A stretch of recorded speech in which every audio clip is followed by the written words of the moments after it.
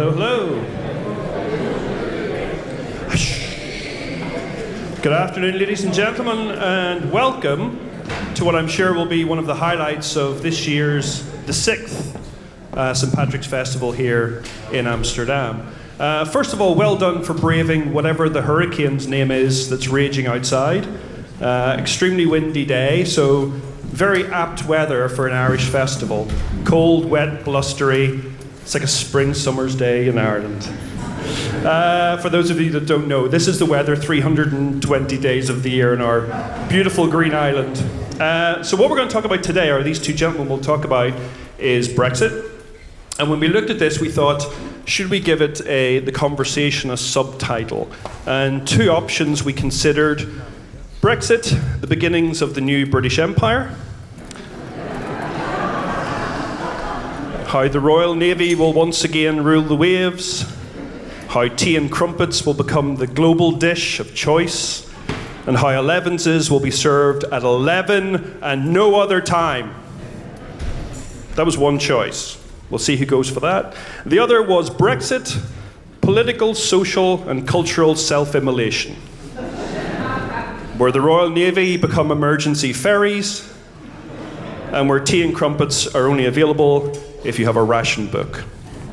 So that's the sort of, basically the two ends of the spectrum that I think we may be exploring between. Maybe on those extremes, I'm not too sure, we'll see. But we've brought together two very esteemed journalists to have this conversation, that both have strong opinions on this topic and certainly a lot of information and knowledge. We're going to start with Fintan O'Toole. Probably a lot of you will know Fintan around the Brexit topic. He's been a very vocal contributor to the conversation over the past number of years. He's a respected columnist and journalist. Probably a lot of you will know him from the Irish Times, but he's also a major contributor to the New York and London Review of Books. So not good enough just to do one, he has to do both. His most recent book is Heroic Failures, Brexit and the Politics of Pain. So I think you can already guess where his opinion might be on the topic. If you don't, just go to YouTube and you'll find hundreds of examples of what Fintan thinks of Brexit. But you're a learned crowd, and every year we're very fortunate to have people like yourselves come together. And there's another book of Fintan's I really would like to recommend, which I think is an exceptional book, which is Shakespeare is Hard, but So is Life. So if any of you struggle with Shakespeare or have children that struggle with Shakespeare, it's a fantastic deep dive into Hamlet, Othello, King Lear, and the Scottish play, and really gives you a different insight into those. So an exceptional journalist, a great writer, and we're very, very pleased to have him here. Our second guest is Joris Luyendijk. He's had the great privilege, he's Dutch, you might guess by the name. He's had the great privilege in the last 6 years of living amongst the English. Per man in London, working for The Guardian and looking at the city and bankers. So another unfortunate thing. And basically learning, how do the English think? How does the city work? How do bankers think? And he's turned that into a book called Swimming with Sharks. So for his insight, not only into living among the English, living in that culture, understanding the dynamics of that culture, but also how money influences the world, I think also has a big impact onto the Brexit conversation. And for many of you, you'll also know him from his previous adventures when he was a Middle East journalist. He spent 6 years or 5 years? 6 years in the Middle East, and he was stationed in Cairo, Beirut, and East Jerusalem. And he did a book which, forgive me for my Dutch, Het zijn net mensen. Yeah? Hey, I've only been here 7 years, I'm starting to get the hang of it. Which translated into English, thankfully, for a book that I can read, which I really recommend, is a book called Hello Everybody, One Journalist's Search for Truth in the Middle East. And that's really about how the real truth of what happens on the ground and what gets reported are very, very usually not the same thing, which I think is also very apt for the conversation around Brexit. So without any further ado, please welcome our guests, Fintan and Joris.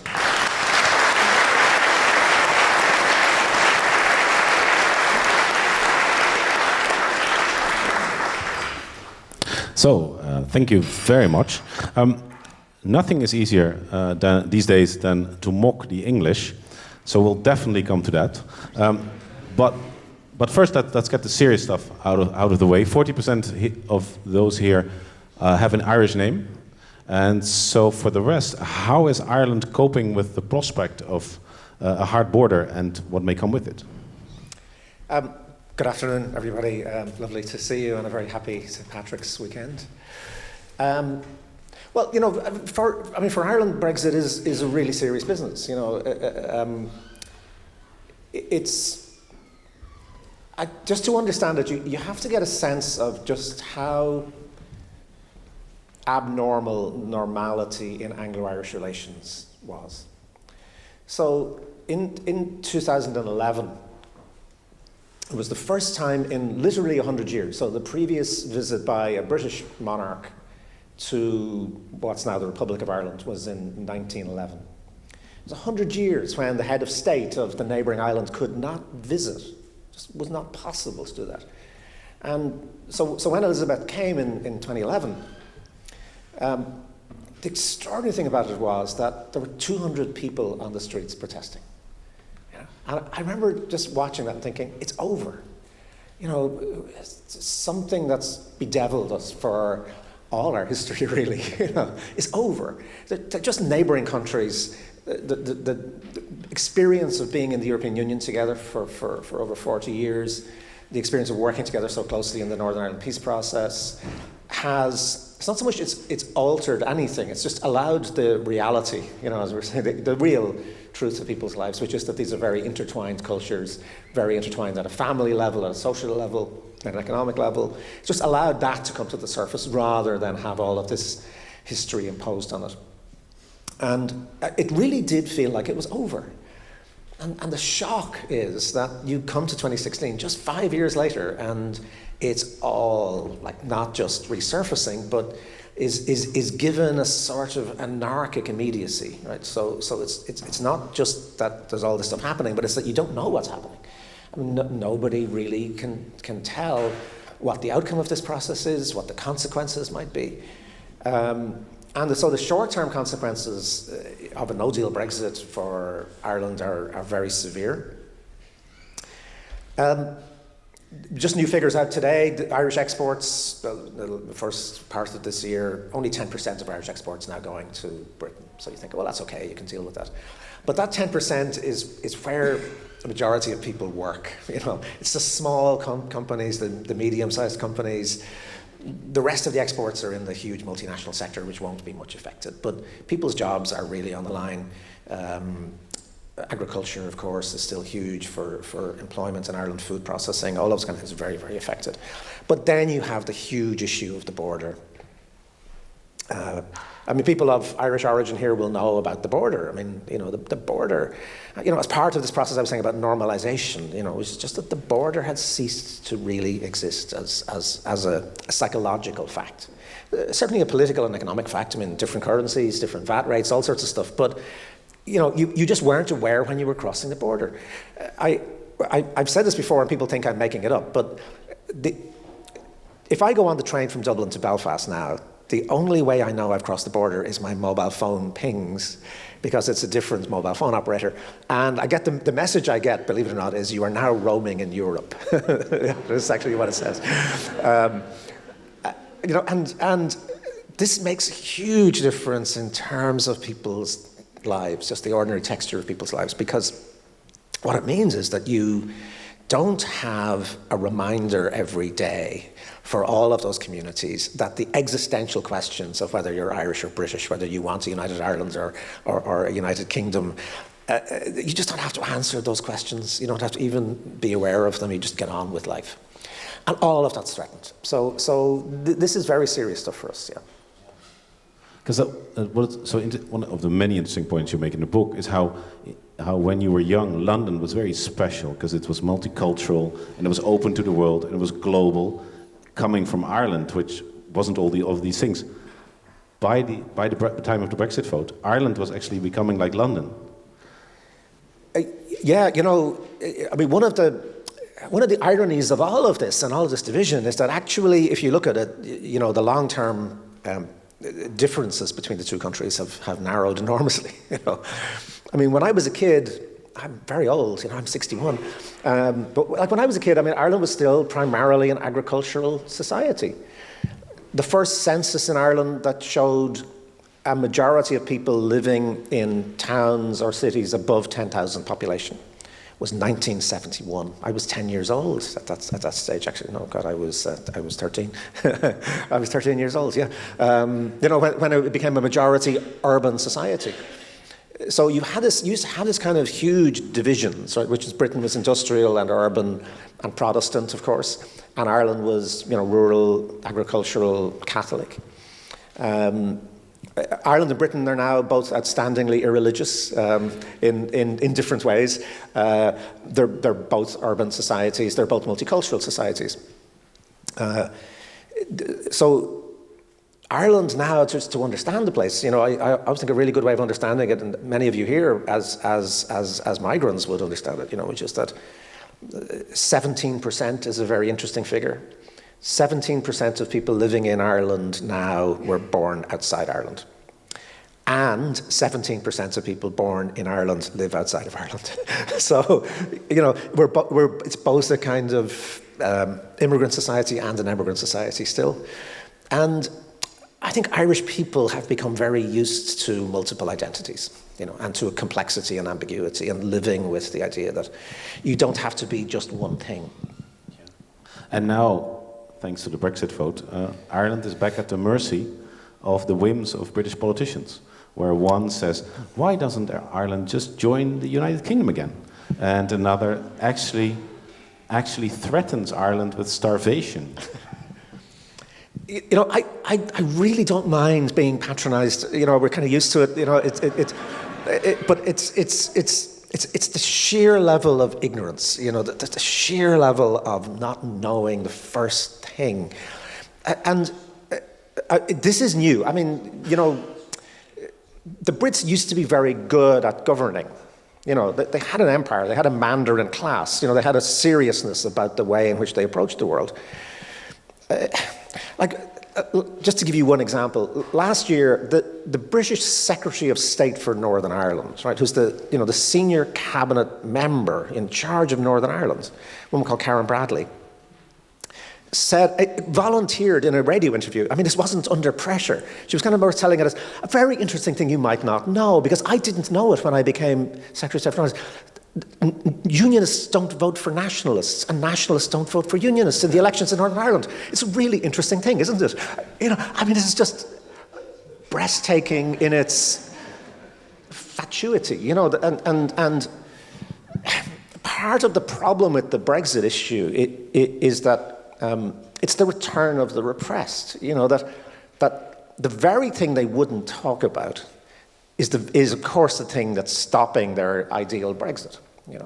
So I remember, I'm a very calm, nice person, but I remember shouting at the television watching the final Brexit debate in June 2016, the big kind of televised set-piece debate where nobody was talking about Ireland. It's just they wouldn't mention Ireland, And it was 2 hours in, and Frances O'Grady, who's the head of the Trade Union Congress in Britain, whom I presume must have Irish extraction from her name, finally she raised it. She wasn't asked about it. And she said, look, would somebody please talk about and think about the consequences for the peace process in Ireland? And she made a very impassioned and eloquent sort of speech about it. And it came to Boris Johnson to reply to her. And I swear this is true. You can look it up on YouTube. Boris Johnson says, in the Balkans, and he goes and talks about the Balkans. I mean, he literally would not say the word Ireland. It was unmentionable. Why was it unmentionable? Because, of course, if you mentioned it, it raised questions about pre-existing commitments, legal, international, treaty commitments under international law. The Belfast Agreement of 1998 is, an international treaty registered with the United Nations. It contains existing commitments that cannot be just torn up. So, of course, once you mentioned it, then the idea of the whole appeal of Brexit, which is we're starting the clock again. We're forgetting about the last 50 years. We're pretending that we can just kind of, go back. Year zero, it's a very revolutionary sort of idea. It's like the Khmer Rouge or something. We're abolishing recent history and we're starting again. But the recent history, of course, includes Northern Ireland. It includes, for maybe not just recent history, it's a pre-existing condition. And their mentality cannot cope with the idea that there are pre-existing conditions. It's this kind of playing at revolution. And when you're playing at revolution, you play at the idea that, you can just start again. It's this, I think Clinton used that term in relation to Russia in the run-up to the election. She lost about hitting the reset button, which as a global empire you can do. Yeah. You can simply redefine. Yeah. And following Brexit very closely, I find this is what the Brits struggle with most, is that they are no longer defining, but it's treaties, commitments that define them.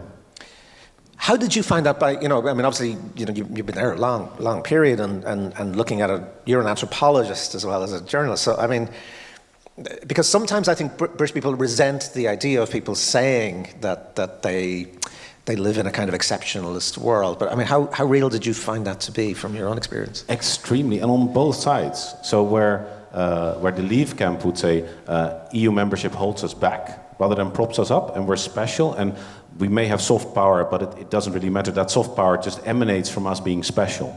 And so we'll get a special deal because we're special, and our relation with America is special, and everything is special. But then the Remain camp would say, no, we shouldn't leave Europe, we should lead Europe.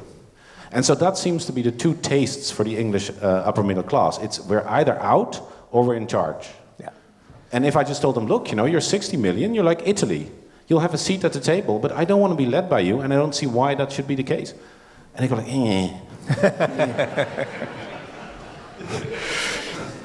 And at dinner parties, I quickly found out is that the one thing I could do to really, as a showstopper, is to say something positive about Germany.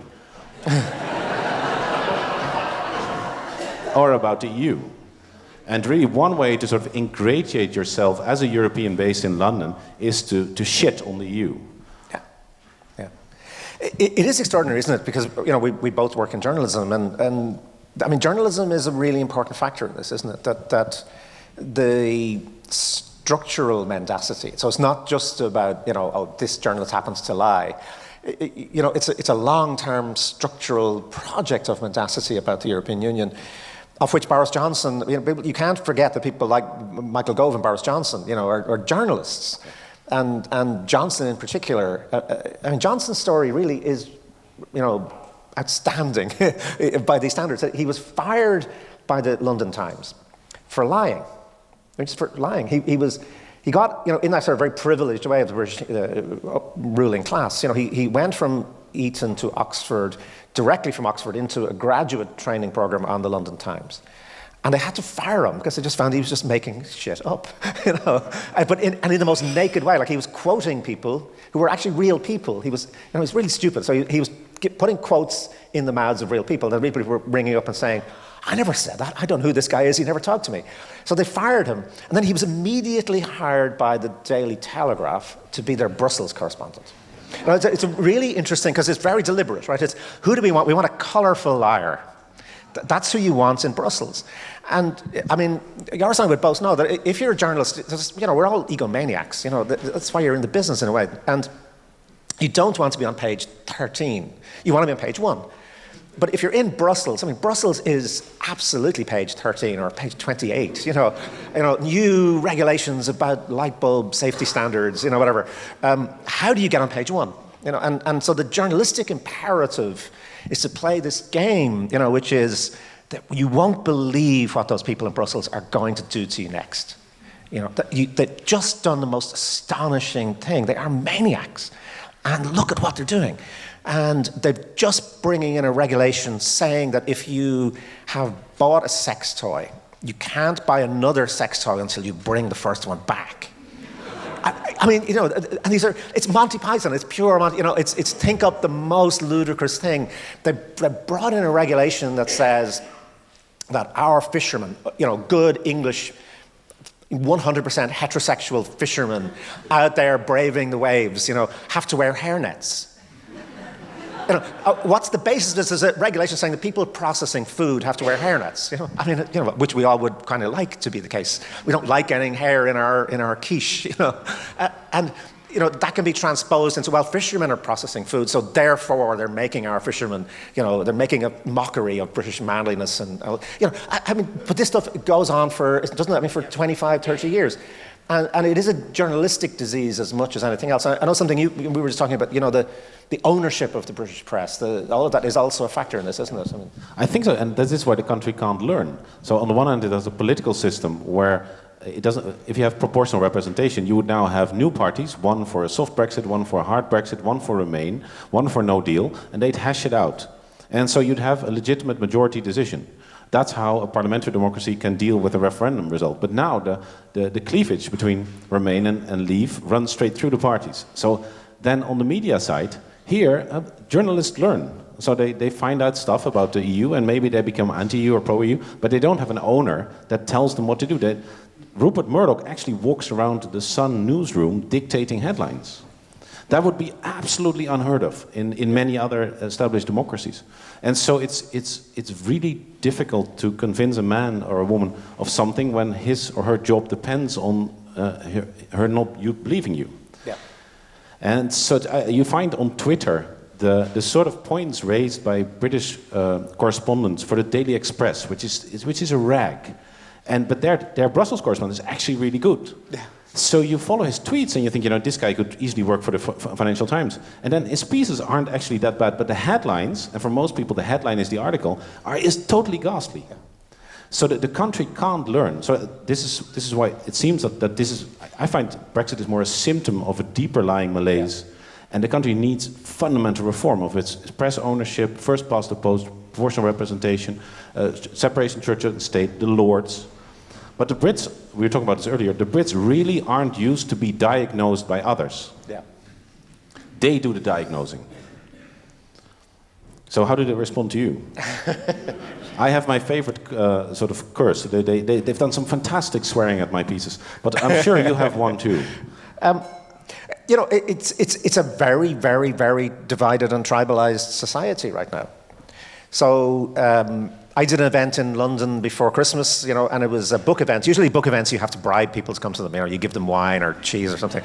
And they were charging people in, and I just thought, this is disastrous. It was in a huge hall, and I was jammed, and I thought, they're all going to be shouting at me. And of course, no, it wasn't. Of course, they were all Remainers, So you end up with the people who read you, are people who kind of agree with you and are kind of looking for some explanation for what's happened. And then on the other side, exactly as you said, on the other side, if you write serious analysis, you want people to take you on. You really do want response, and you want somebody to say, actually, that's not really quite true, and what you should be looking at is this, or some kind of genuine dialogue. But what you get is that's not us. You're talking about things like identity and belonging and irrationality, and that's just not us. You completely misunderstand us. We are completely rational, moderate people, and therefore we're not engaging with anything you say that threatens that idea of ourselves. So one of the problems here is that you've got this sort of surreal situation. I'm sure many of you were like me. You're kind of glued to looking at the Parliament last week, and it struck me as I was watching it that it's like a game of charades. And if you have charades in Dutch, we play charades and you have to guess the title of the film or the book. And it was like a game of charades where the answer was the Sex Pistols song "Anarchy in the UK," and they were all just gesticulating at each other in various ways. But from the outside, it just looks like anarchy. It just looks like the collapse of governance. The inability to actually govern yourself. I was saying to Joris, Bernard Shaw had a piece in 1914 where he asked the question, are the English ready for self-government? And of course he was mocking the thing that they were saying about Ireland, about home rule, and of course about India and about everybody else, But there's actually a kind of truth in it. There's Schadenfreude, of course, if you're Irish and sort of things, and we should avoid that, but we won't. But there is a reality to it, which is that the British have never been alone. Their great mentality, and I don't know if you would agree with this, but is this idea of standing alone. We stood alone in the darkest days, and you get film after film, TV series after TV series about Churchill in the darkest days and, Dunkirk and all that. And the truth is, of course, that they have never, ever been alone. Literally, the Union was formed in 1707. It was already an empire. And it went from empire into Europe. There hasn't been a single year in which the idea of Britain standing alone has any reality to it, including 1940. Yes, and this is not at all, diminishing the heroic stance that Britain made at that time, and its huge historical and moral importance. But it was not alone. It had a vast empire behind it. If I was Canadian or Australian or South African or Kenyan, I would or Indian, I would feel slightly insulted at the idea, that Britain was alone in that period. So you've got this disjunction between the reality, which is that Britain has always been part of a larger construct, and this mentality which says we are at our best when we stand alone. Does that make sense from your time there? Yeah. And so my colleagues at the Guardian and elsewhere would imagine themselves on a par with China and America, and maybe India, maybe Russia. And so at some point they were introducing some new euthanasia laws. And so I was sitting at the comment desk, and I was saying, in Holland we've been experimenting with euthanasia for 20 years, so I can help you to a few contacts. And they were like, why would I want these contacts? I think, but we've been experimenting for 20 years with this, so we may have learned a few things. And the idea that they could learn something from a small country, it's like, no, we're British. And when I would say, but we're neighboring countries. The North Sea is smaller than some lakes, and they would think that this European is truly deranged. As you mentioned the Sex Pistols, I think one reason why I've been reading you with so much pleasure over the past years is that this kind of mischievousness to your analysis. And you draw out some really interesting trends from popular culture. And one is around Sex Pistols, probably the most important British band in the 70s, the most important British band in the 80s, as far as I'm concerned. Of course, the Smiths. Both came out in favor of Brexit. Not Johnny Marr, but Morrissey. And you draw out the anarchy and the self-pity. Yeah, one of the things you have to explain with Brexit is this extraordinary alliance between a sort of very self-conscious working class culture, particularly in the north, but not only in the north, and this, the Rees-Moggs and the Boris Johnsons of this world. This kind of very privileged, decadent ruling class.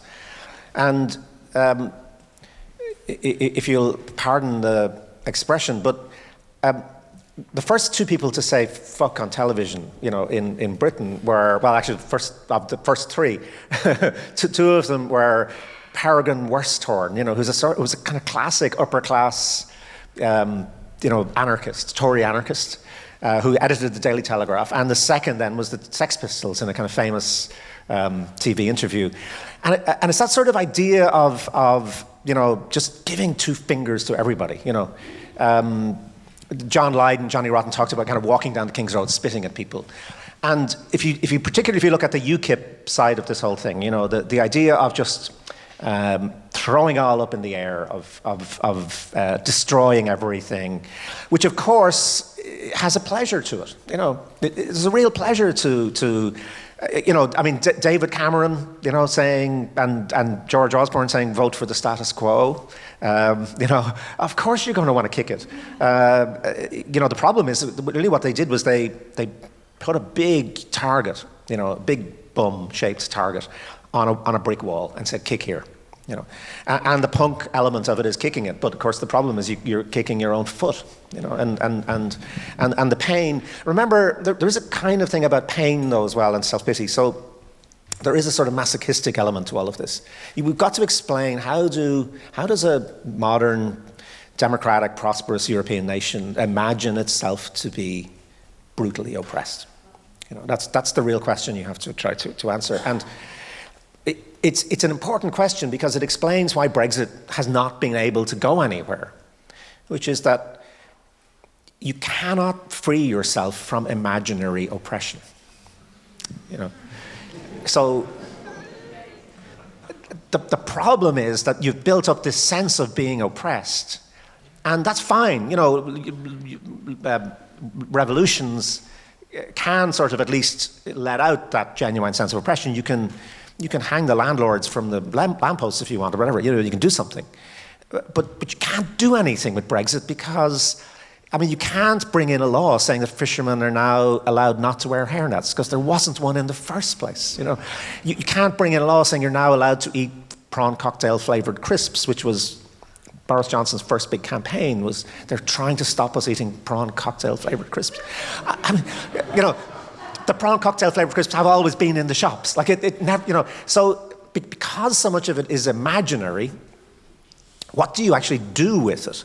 I mean, the fascinating thing is that it is a revolution. I mean, it is a revolutionary moment. But what happens in a revolution is the revolutionaries take power and they do something.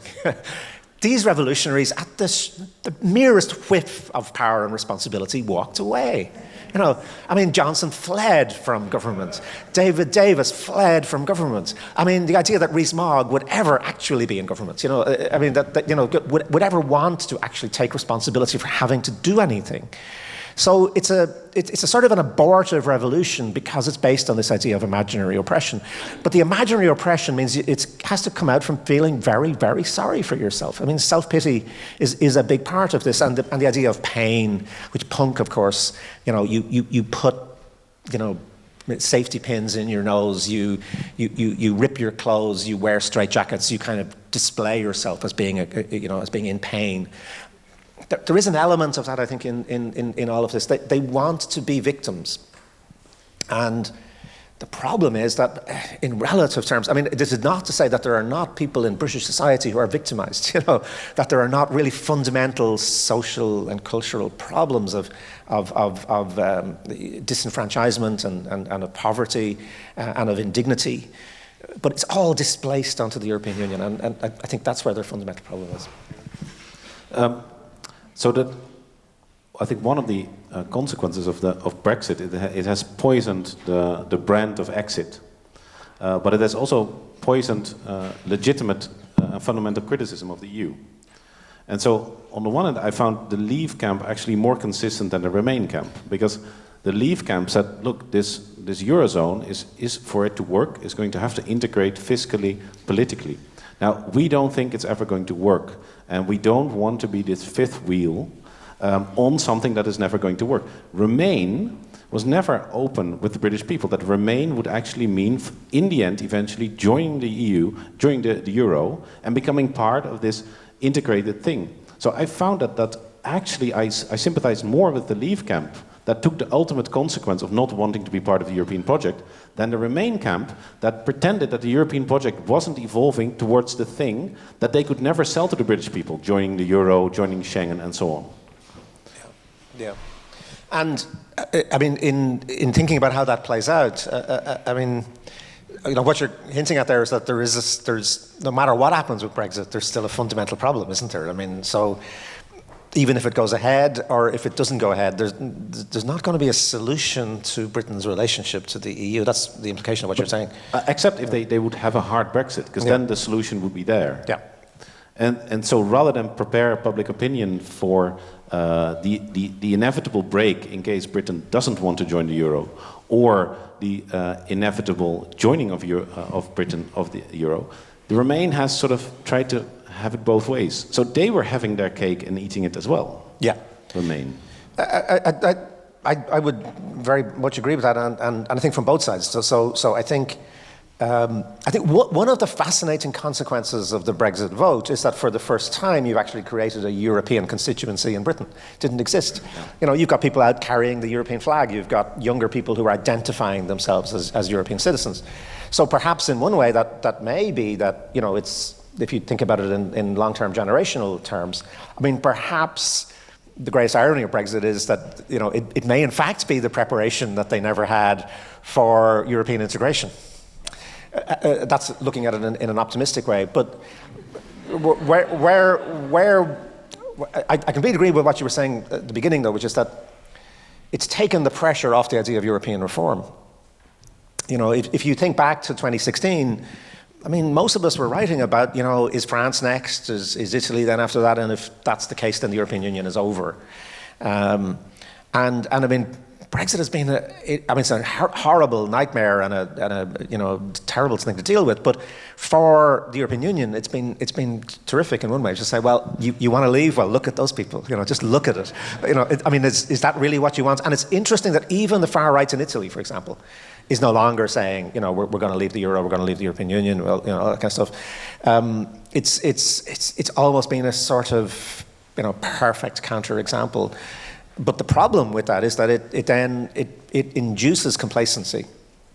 And that would be one of my worries about it, actually, is that particularly if the British end up saying, please, can we stay in, the complacency will be just, absolutely enormous, which is, look, we told you there was no problem. It was just these crazy people. It's all fine. And of course, it's not all fine. There are really fundamental questions. Because this is a sort of very ironic outcome from the perspective of Ireland, is that I remember going to Ireland in the past few years, and people were livid at the European Central Bank over what it had done to Ireland around its real estate crisis. Perhaps for the Dutch president, you might have to explain it briefly. Now, it is actually the EU has been given a chance to redeem itself almost by standing with Ireland.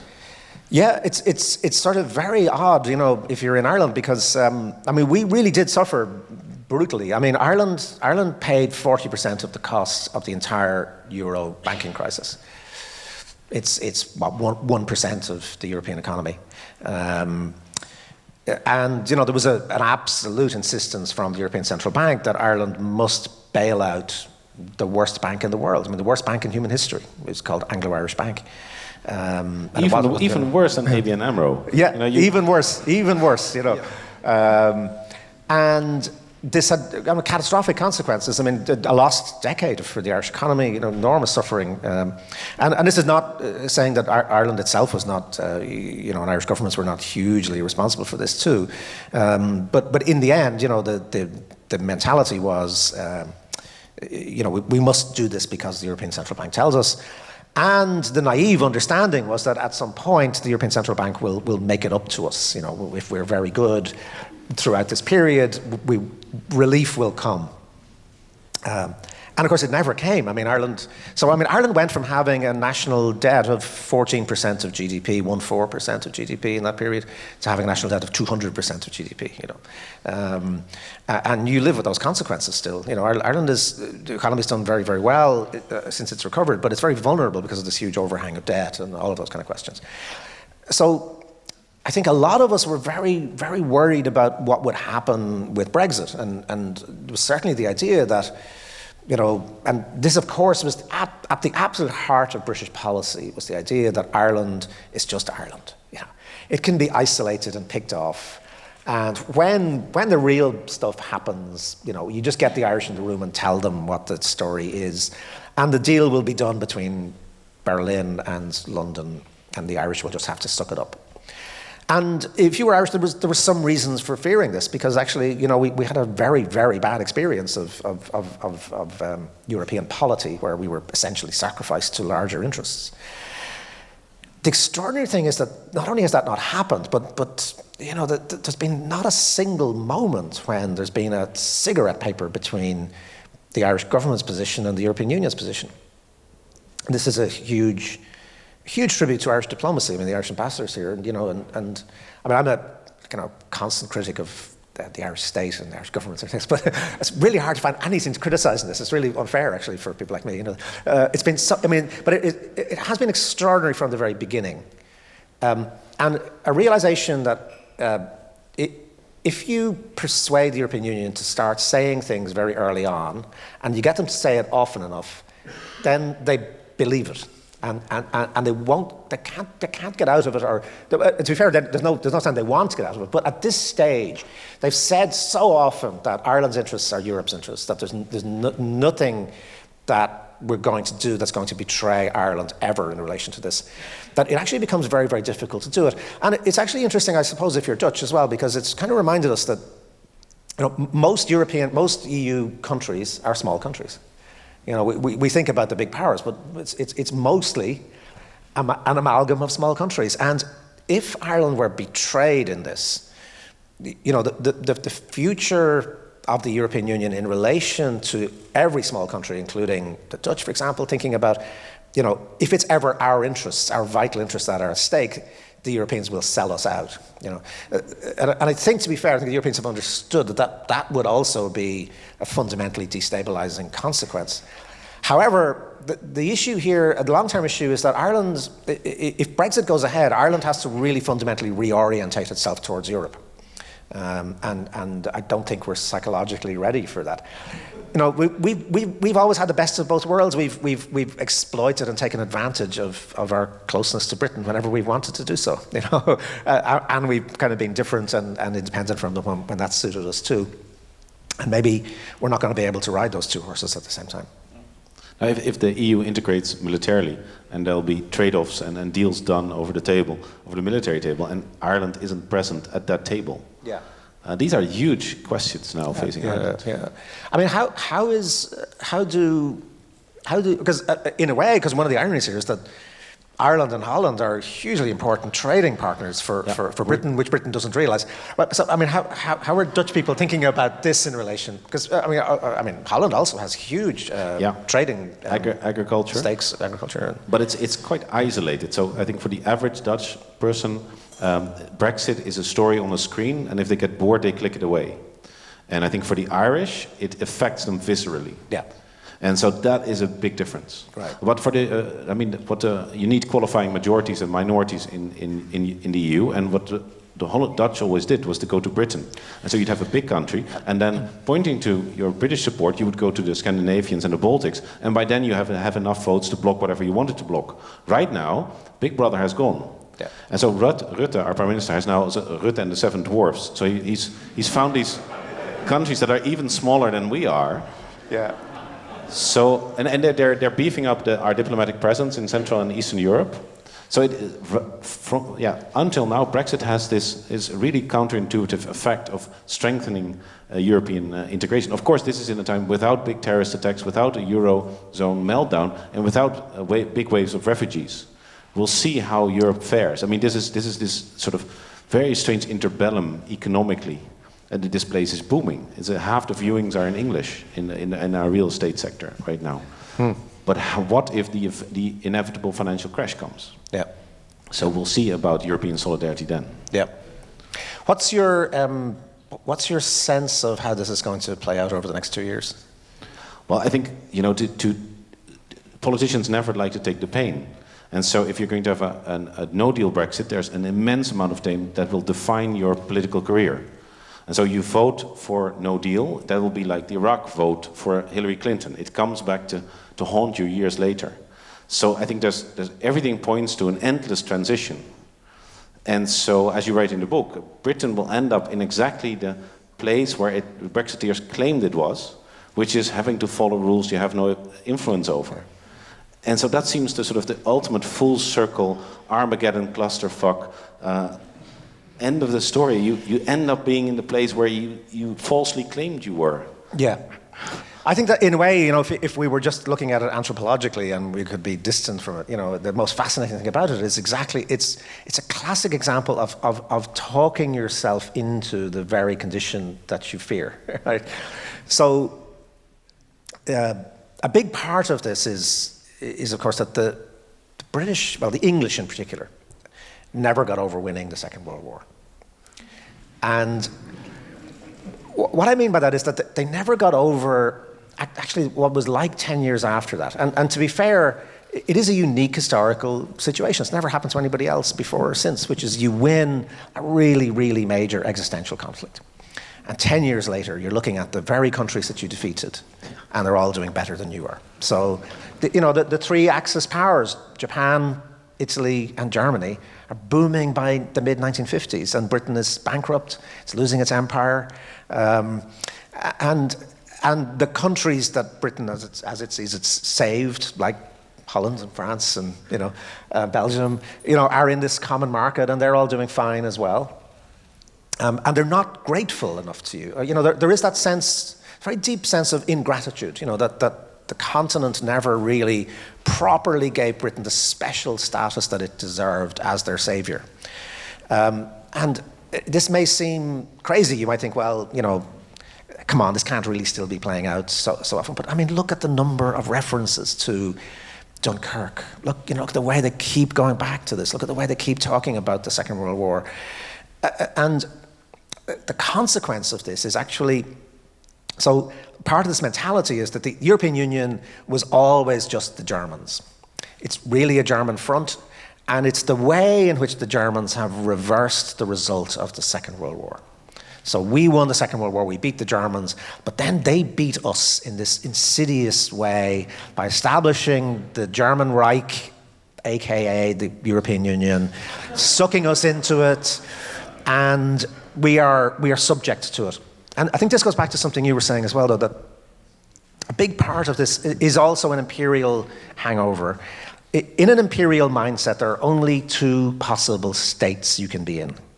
You are either the imperial power or you are the imperialized power. You're either the colonizer or you're the colonized.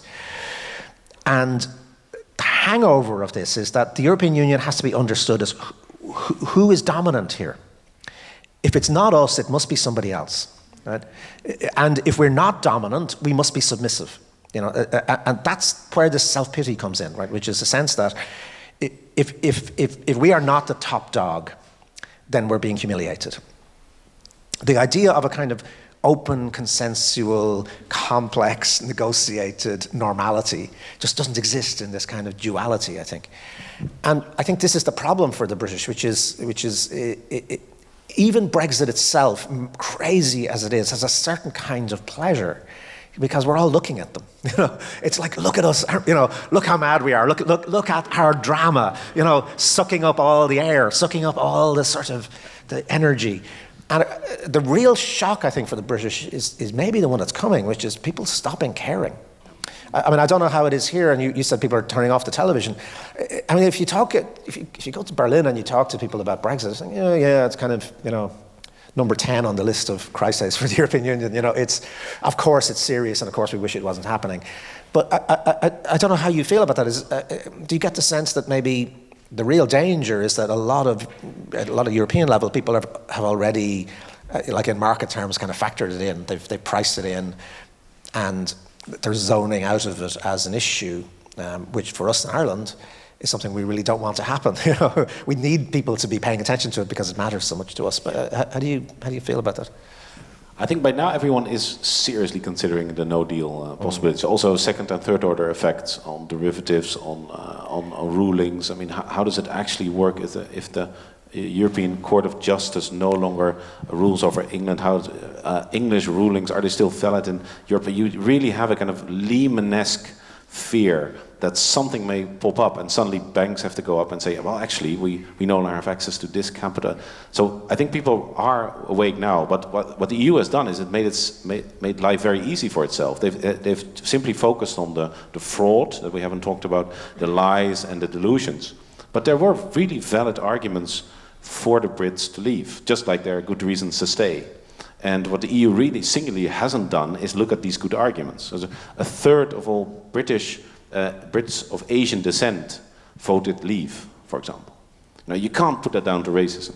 It has to do with the fact that if you're a third generation Bangladeshi, you can't bring any of your family, but a Bulgarian can move into your neighborhood at any time and bring over the entire family from Bulgaria. Yeah. And so British membership of the EU was different from Dutch membership. And so there were a number of specific British reasons, and there were a number of valid reasons about the democratic deficit and about that nobody really knows how to make the euro work. And I think that the real danger, as you say, in Brussels now is everyone goes back to sleep. You sort of hit the snooze button. Every few months there's a new crisis, cliff edge. Oh, we work it out. There's an interim agreement, and we go back to sleep. Yeah. The Brits were the awkward uncle. They were drunk. They insulted the aunt, but they also said some really valid things about the family. Yeah. And so we are considering you as Irish now in that role. Well, being the drunken uncle really suits some of us, really. Anyway, certainly me. It's. I mean, it could be an extraordinary situation for Ireland, though. And if you take it in a long-term view, we're coming up to the 100th anniversary of Irish independence, and actually be careful what you wish for, because we may well be genuinely independent in 2022, which is, I mean, finally really fundamentally different from the UK. the implications for us are, well, first of all, United Ireland, is, I would always have said I would never see United Ireland in my lifetime, given a normal lifespan, I don't think that's true now. I just don't think it's true anymore. The union is breaking up. And it's history is kind of funny, isn't it? It plays jokes. Like, we always thought it would be a question of Scotland and Northern Ireland leaving the union. It's not. It's a question of the English leaving the union. That actually the way this is played out is the English are withdrawing their interest and their consent from the union. Two figures just worth throwing out. One of the really big, the Future of England study, which is a big rolling study. They asked Leave voters this was published in September. Is the unravelling of the peace process in Northern Ireland a price worth paying for Brexit? 83% say yes. This Survation, a big Channel 4 Survation study, the biggest one that's been done since the referendum. How concerned would you be, this is to leave voters, how concerned would you be if Northern Ireland were to leave the United Kingdom and join the Republic of Ireland? 61% say not very concerned or not at all concerned, with the largest number being not at all concerned. But fascinatingly, they also say the same thing about Scotland. They just don't care anymore. And one of the weirdnesses of Brexit, it has so many of them, it's almost hard to keep track, but one of the weirdnesses of it, it's expressed itself in a sort of ultra-unionism, partly because you've got this kind of freak thing with the Democratic Unionist Party having control in Westminster. Theresa May talking about the precious, precious union, and all the evidence is that people who voted for Leave don't care about the precious, precious union. It's not precious to them. They are English nationalists. They want an English national community, which is not at all an illegitimate thing to want either. And I think that's the other thing that I think you were absolutely right about, the very legitimate reasons for people thinking about leaving. But one of them is they want to leave the United Kingdom. And it's sort of exiting, but exiting through the wrong door or exiting the wrong building. They really do not want anymore to, because again, if you look at survey evidence, do you believe that taxes raised in England should be used to subsidise public services in Northern Ireland or in Scotland? No. Absolutely not. I mean, three quarters of people say, I don't want my taxes being used to subsidise public services. That's the definition of a union. I mean, that's the absolute definition, right? Is taxation, shared taxation. No. And this has been coming since 2000. So I blame myself as much as anybody else. I never really thought about this, never really looked at it, but all the evidence in retrospect is there. All the survey evidence is there.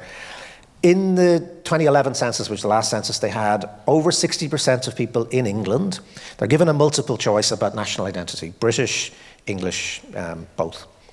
60%, over 60% in England said English only. It's been there. It's been crying out really for somebody to talk about it. And the problem is that there's no political party. I mean, it refers to your point about the proportional representation or about these kind of two big parties, which are British parties, and will not talk about national questions. So therefore, nobody representing this huge shift, nobody talking about it. No hinterland, no cultural hinterland of it. I mean, Irish nationalism, you've got W.B. Yeats, for God's sake. It has a hinterland of intellectual and artistic thought about what it might mean, what this identity might be. So it's left dangle on its own, and then it's only given one chance to express itself, which is in the Brexit referendum. And the irony is that just as you can't overthrow imaginary oppression, Brexit is also a completely useless answer to this English question, because not only is nobody talking about it, they're more not talking about it now than they were before, because they're talking about Brexit, they're talking about Britain, they're talking about else. And the fact that Scotland voted to stay, the fact that Northern Ireland voted to stay, is a huge issue. And if you're in Ireland, you're looking ahead and you're thinking, this thing is breaking up, not because of Irish nationalism or Scottish nationalism, but because of English nationalism, and therefore it's completely out of our control as to how this plays out. That I think is going to be the next phase of all of this, right? Which is Brexit seems to give a satisfactory outlet to this national feeling. It doesn't. Whether they stay in or they leave, it's not going to address what's at the heart of this thing. So, yeah, interesting times. I think we could go on for a long time. There's many more really interesting points. I would definitely recommend you read this book. There's also fantastic passages about 50 Shades of Grey and Brexit. You call 50 Shades of Grey hilariously bureaucratic. Yes. Which I found... But we have time for a few questions.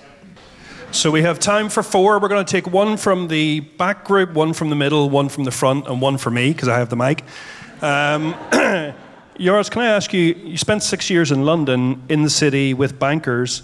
London's the largest money laundering operation in the world. If the UK or England became tighter connected into Europe, that money laundering would start to get investigated more strongly. Do you think the super wealthy have paid for Brexit, the result, to protect themselves and make sure they can basically be an independent financial state, money laundering as in how they wish? Well, a couple of them certainly did, but I'm not sure if it was that deliberate. It's also that I was among those who sometimes joked that Britain wasn't so much a country with a financial sector, but a financial sector with a country. Like Pakistan is an army with a country. But then the city, by and large, came out for Remain. And so all this stuff about the financial sector dictating everything and democracy becoming a system where we decide who does what the financial sector says, that could go out of the window. In that sense, I think this was an immensely encouraging vote, that change is still possible. I think the banks were largely in favor of the European Union. It was mostly the hedge funds and private equity people. And there's this absolutely ghastly character, I keep forgetting his name, repressing his name. On the one hand, he funds UKIP. Aaron Banks. No, it's the Crispin Odin.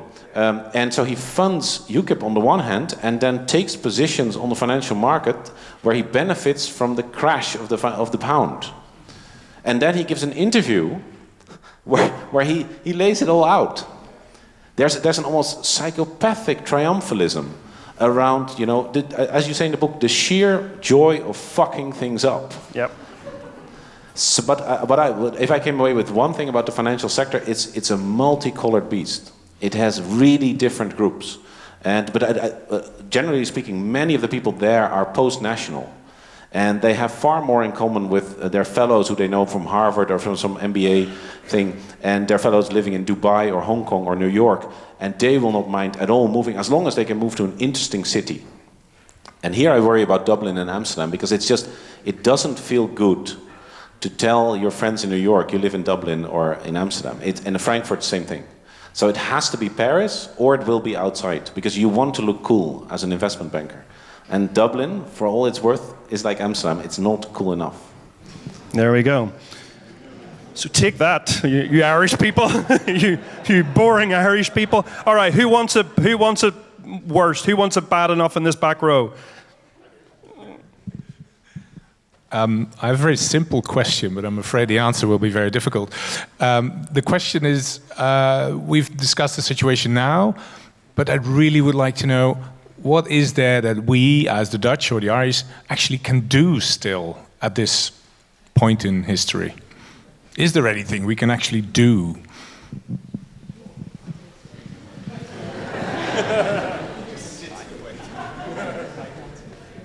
Watch the circus. The one thing we can really do is try to maintain European attention on the issue. So one of the things that's really tempting is Schadenfreude and Glee, and it's getting really tempting at this point, you see, for everybody in Europe just to say, would you just ever stop, go away, like we can't deal with you, because it's actually very reasonable, and you can't deal with a government that cannot. Whose writ does not run. I mean, there is, in relation to Brexit, there is no government. I mean, there is nobody in charge. And it's very, very dangerous now at the moment, which is that, the Europeans could very well say, we've done our best, there's nothing more we can do. And in a way, they'd be perfectly justified. You would also be perfectly justified in saying it's almost like the English have to, and I say English, not British, the English have to go through the pain of a no-deal Brexit, the chaos, the disorder, the loss of jobs, all of that kind of stuff. It's almost like they have to go through it in order to believe it, because the problem at the moment is they do not believe it. They do not believe it. I quoted Bernard Shaw earlier on, and Shaw has a great line in St. John where Joan says, "Must Christ be crucified in every generation to save those who have no imagination?" You know, do you have to actually see the pain? Do you have to go through it?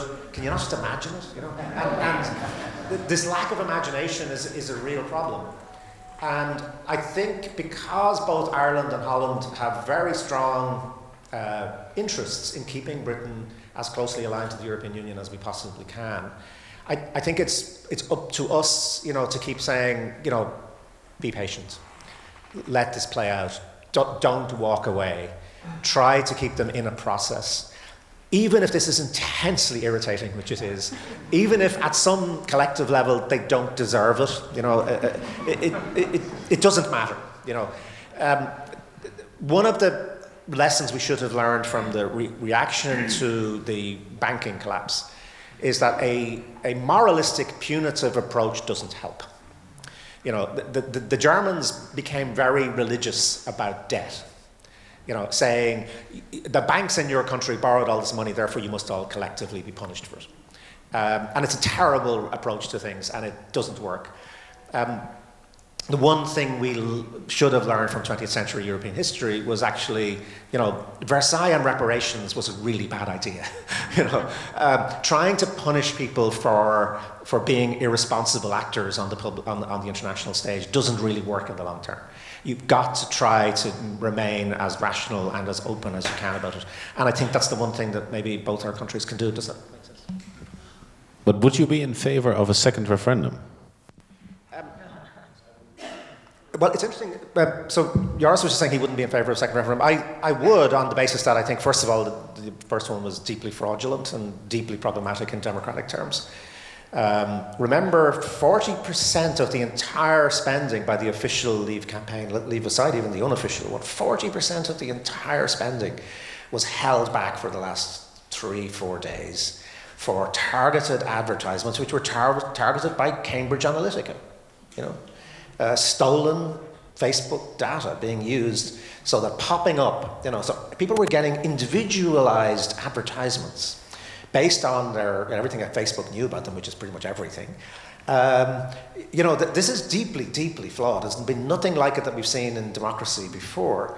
That's a really serious business, and the illegality, the criminality that's involved in it is very serious. But also, I mean, for God's sake, you don't buy a flight from Dublin to Amsterdam without ticking a box saying, I agree to the terms and conditions.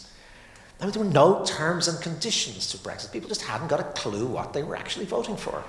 And now what they see is what Brexit looks like. And it's very like one of those moments in European history where, you know, I think it happened with Henry VIII, Anne of Cleves. He was told she was absolutely beautiful, and, you know, and I think Holbein was sent to paint a portrait of her, you know, and she was just gorgeous. And, you know, and then she arrived, and, you know, she was, perhaps sure her personality was very nice, but she really wasn't like what she was in the portrait. And it just didn't last, you know. He actually was quite civilized, so they both kind of said, look, this isn't really working, is it? Let's just, and she got away with her head. She wasn't beheaded. You know, and it was actually fine. They just said, look, you're not like the picture. And Brexit's not like the picture, you know. It's just not, you know.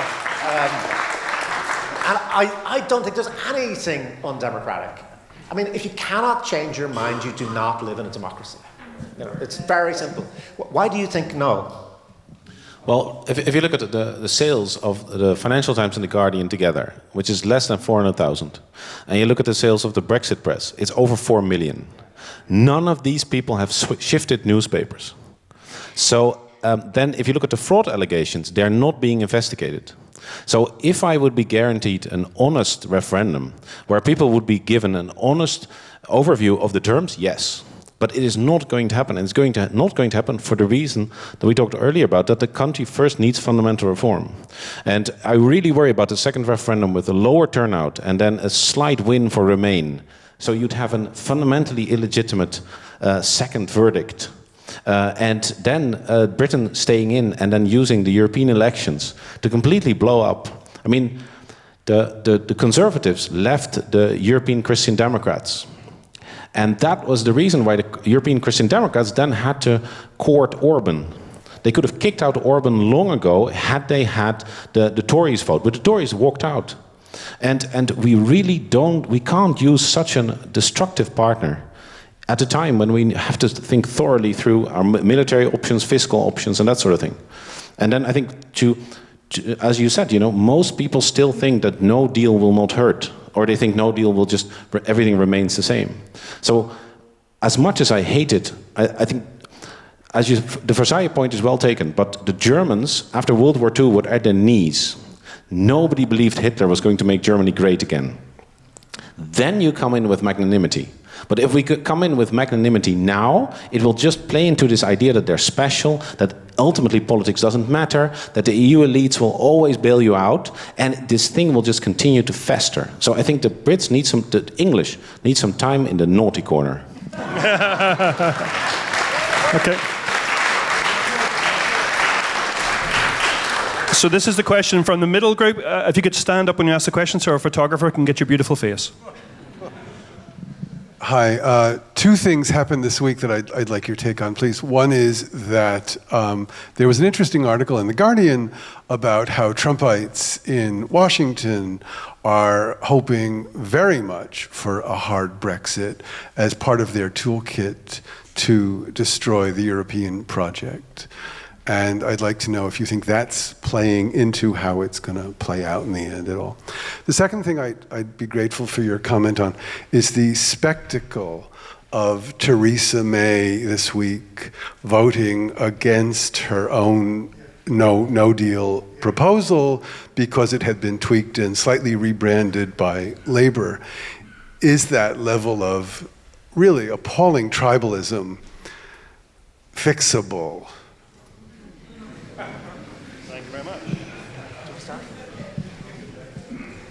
Well, the Trumpites are disaster capitalists. So they want the thing to crash. So because that's when you can privatize. You sell Brexit by promising people 350 million a week for new hospitals, and then use their vote to privatize that hospital. And so I think no deal would be really painful.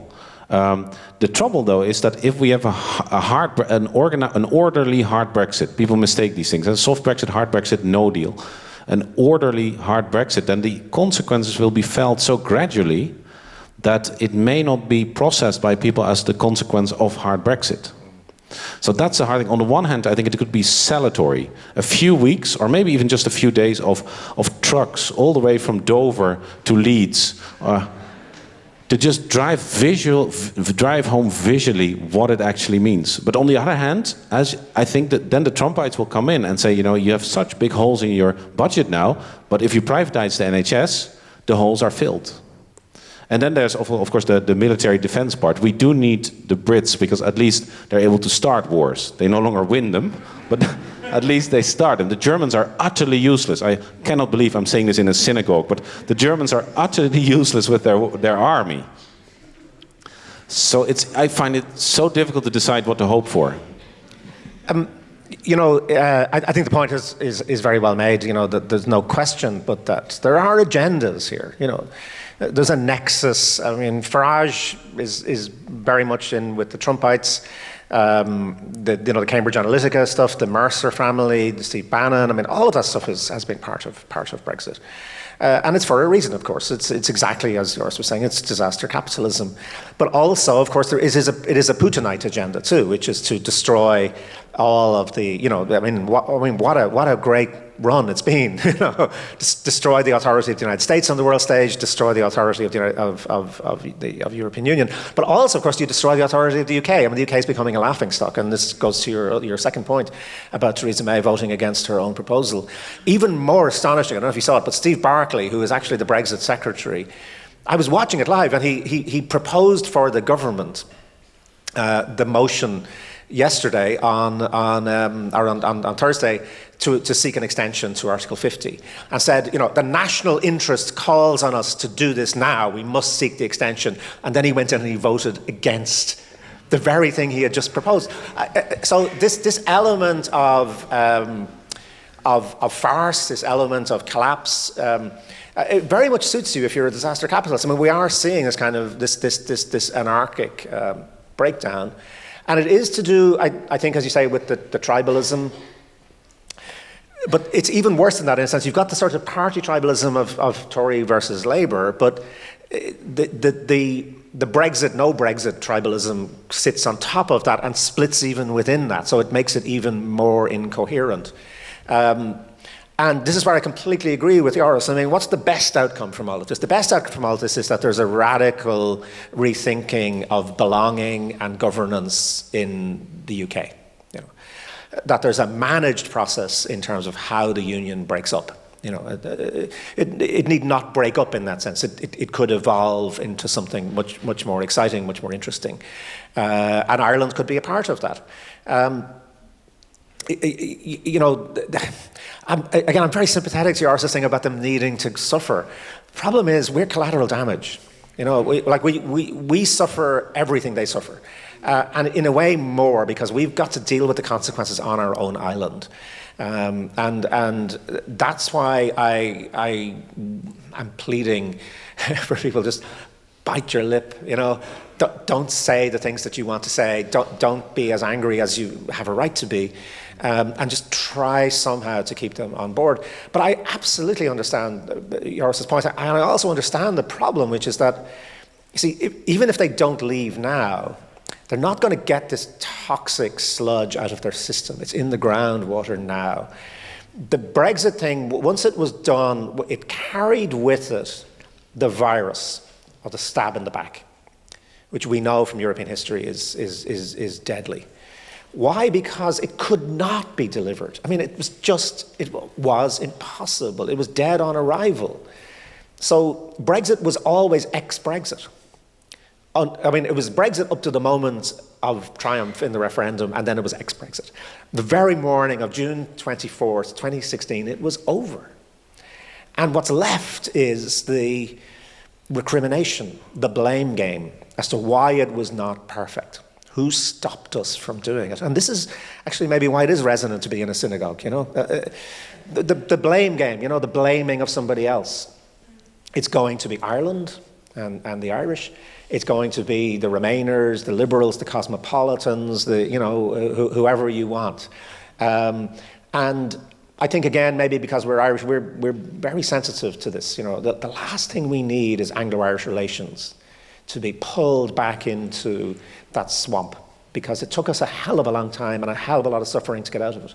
And one of the tragedies here is that getting out of it was a huge Irish achievement. John Hume, people like that, the work they did, the pain they suffered to get to that point. But also, it was a huge British achievement. It is the single greatest achievement of British diplomacy since the Second World War. And, trying to remind them of their better selves, trying to say, actually, you're better than this. There is another England. There is another Britain. And it's capable of conducting itself in a better way. I still think it's worth it. I still think it's worth trying to play to that and still trying to say, look, this is not fundamentally about Europe. It's about you. It's, the Seinfeld line where the two guys argue about who taught up the line about it's not me, it's you. Or it's not you, it's me. When you're breaking up with it, it's not you, it's me. And actually, in this case, it's not Europe, it's Britain. This is fundamentally an internal conflict. The Europeans keep complaining that the British have been negotiating with themselves and not with Europe. And that's absolutely true, but also maybe it's as it should be. Maybe what you really need to get to is the point where they do start genuinely negotiating with themselves about who they are and how they see themselves. And all those questions, I completely agree with you about that reform agenda, but also the wider agenda, which is about belonging, which is not abstract, actually. And it's a thing that they don't have. They don't have a sense of belonging in any kind of fixed and coherent way. And they've taken that out on the European Union, but it's really their own problem. Okay. And let's borrow that for 1 second. And one final short question and short answer. I have to get my passport done soon, so if you want it, if the ambassador wants a question, it will help me. I'm going to stay close to home then. So getting back to similarities between the UK and Ireland, when I go back there now, I see there's massive growth concentrated in Dublin. Public services are really, in many ways, falling apart. The government would rather keep 30 billion euro in an escrow account as opposed to spending it fixing the public health service. So is there a danger of something similar, not Brexit or something, but of some other similar kind of populist revolt in Ireland? Peter Casey got 23.5% of the vote in the presidential election. So could there be something similar? And one thing I'm thinking of now is there may be another, let's say, European treaty down the line to fix some of the problems that are there. Could that be some way that Irish people could express being pissed off with the current situation? Ireland at the moment is, and we've been giving out about British exceptionalism. Ireland is exceptional at the moment in having no far-right party of any real substance at all. But I think you're absolutely right to raise the question, because you cannot be complacent about this at all. I mean, really what's happened in Ireland is simply that because of very specific historical circumstances, there are kind of two things that play into it. One is the 17% thing that I mentioned, which is that Ireland it's become an immigrant society, but remains an emigrant society at the same time. And that does play out around demonization of migration, for example. It's very hard for us to demonize migration when our kids are living in Amsterdam or in New York. But also, I think at a more fundamental, just the political structures level, the party that would represent nationalist reaction, populism in Ireland would be Sinn Féin. But Sinn Féin, for historical reasons, sees itself as a left-wing anti-imperialist party. And to be fair to Sinn Féin, I'm a critic of Sinn Féin, but if you go back to the 1990s when large-scale migration started in Ireland, you could see at sort of local levels Sinn Féin councillors or whatever playing the migration card. And they stopped very quickly. They were told to stop. And if you're told, at that time particularly, if you were told from the centre of Sinn Féin to stop doing something, you stopped doing it. And so in a way, Sinn Féin has kind of blocked the emergence of that kind of party. Now Sinn Féin is in trouble, and it's being challenged from the right by a new kind of movement. Peadar Tóibín, who was a Sinn Féin TD, has split away on the abortion question, which of course is also a very, very powerful force for what's left of conservative Ireland. But interestingly, he's not playing an anti-immigrants card either. He's saying we're anti-abortion, but on everything else we're kind of left-wing and progressive. So it's a funny political culture where it's hard for somebody to get to grips with, a sort of coherent xenophobic right-wing rhetoric. It doesn't mean it's not possible, and I think you're absolutely right. Who knows? I mean, referendums, and if we have to do a European one again. What's happened in the short term is that pro-European sentiment in Ireland has risen rapidly with Brexit, right? So the Irexit thing is just nonsense. You look at the polls, it's way over 80% of people. But what is going to happen, I think, is that you mentioned the Apple question, for example. So where the crunch is going to come is that Ireland's hidden behind Britain in relation to Ireland's taxation policies, right? So we've ridden the kind of corporate taxation, low corporate taxation stuff, which of course Holland has too. It's one thing we share. We allow multinational companies to play all sorts of games with taxation, and the pressure is going to come on if Britain leaves the European Union in particular. The quid pro quo, maybe for being so nice to Ireland over Brexit, is going to be to say, well, actually, we want a European corporate taxation policy, and we want it to be coherent, and we want, already digital taxation, for example, taxation of digital goods. All that kind of stuff is going to happen, and that's where actually I think the Irish question in relation to being good Europeans is probably going to come to the surface, and that may be what creates tensions. I don't know how you feel about it in relation to Holland. Yeah, I think right now the economy is booming, so the problems here have to do with Amsterdam being too popular, schools not finding teachers, and that sort of thing. So, but even then, about 25% votes for a party that flirts with Nexit.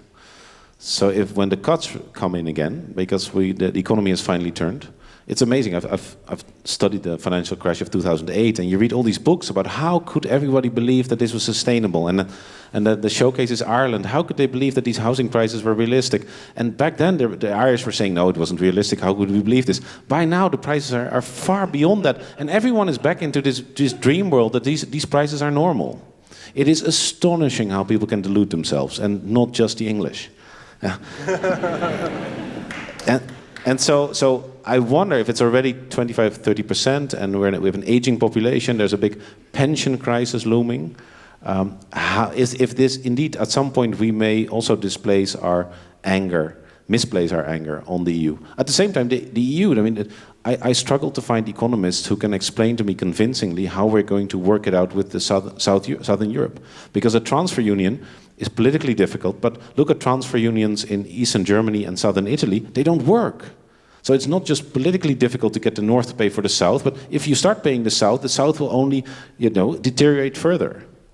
So there are these fundamental problems, and this maybe comes back to the Brits. I wish we had listened to the Eurosceptics over the euro.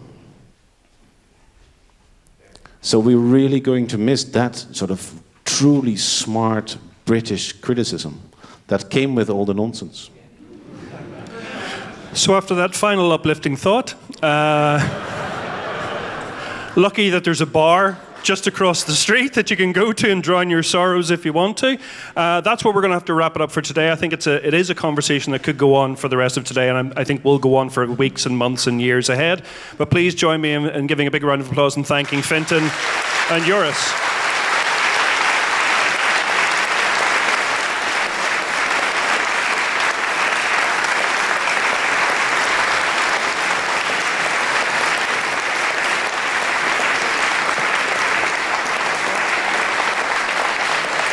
And hopefully a number of you are coming to the other events that are this evening and tomorrow for St. Patrick's Festival here. If not, go to stpatrickamsterdam.com, look up what's happening for the rest of today, this evening and tomorrow, and come along because everything else is just as good. Thanks for your support.